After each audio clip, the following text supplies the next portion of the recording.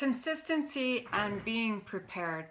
So, consistency in this, remember, we're still looking for those small changes, creating these habits that we can do every day and be consistent with.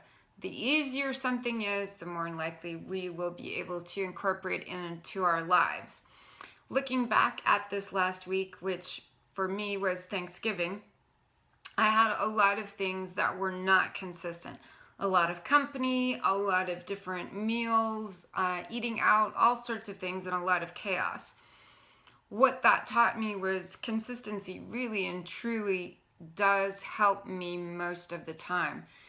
This particular instance being that it was Thanksgiving, another tool comes to mind, and this is what I would call being prepared. About 10 years ago in the state of Arkansas, we had, actually the South, suffered from a major ice storm.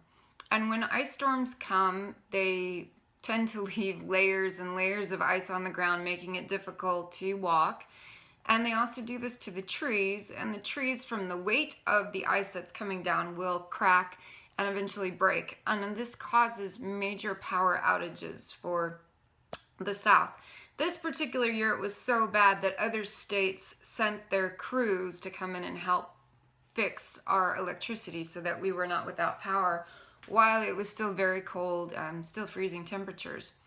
The town that I lived in, the power stayed out for some people over 1 month. Others, on average, was about 2 weeks.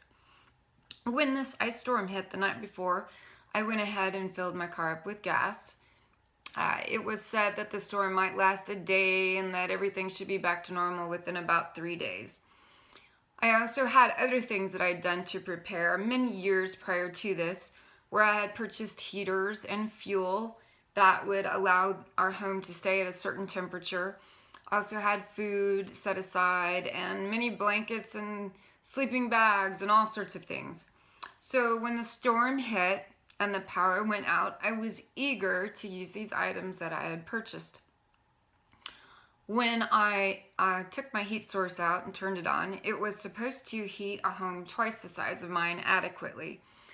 I found that I was standing in front of the heater with gloves, hat, mini shirts, scarves, jacket, boots, everything you can think of, in blankets, and I could still see my breath. It was very cold, and the heater was inadequate for our needs as a family.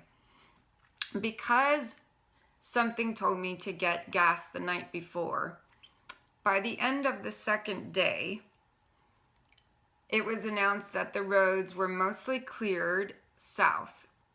Quite a few were still full up north, and a lot of people had tried leaving town going north to escape the storm. So I announced to my family, whoever wants to go south to Little Rock, hop in the car. And they did, and within about an hour and a half, there was no ice on the roads. It was normal temperatures. And Little Rock was actually, I think, in the upper 40s to 50s. They did not have any ice. They just suffered rain the day that we had the ice. Got down there, discovered that the hotels were half price when there's an emergency for people, and stayed a little over a week and relaxed, was still able to get my work done and be with my family. So, preparedness. In this instance, I had done everything that I could to prepare for something that I thought I had more than prepared adequately for. But in actuality, only one thing that I came upon at the last minute was my saving grace. This is still true for everything that we do in our life.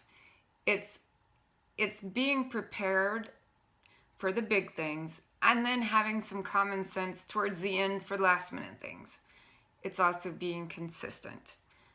We have an opportunity to foresee the ice storms that are coming our way, or to foresee the parties, foresee the retirement parties at work, the birthday parties, the ones with your family, the holidays, all of those things.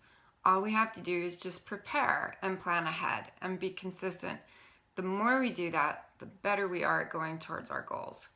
So by having the vegetables ahead of time, by having the dishes that you enjoy ahead of time prepared the way that you like them, you're actually putting gas in your car the night before the ice storm.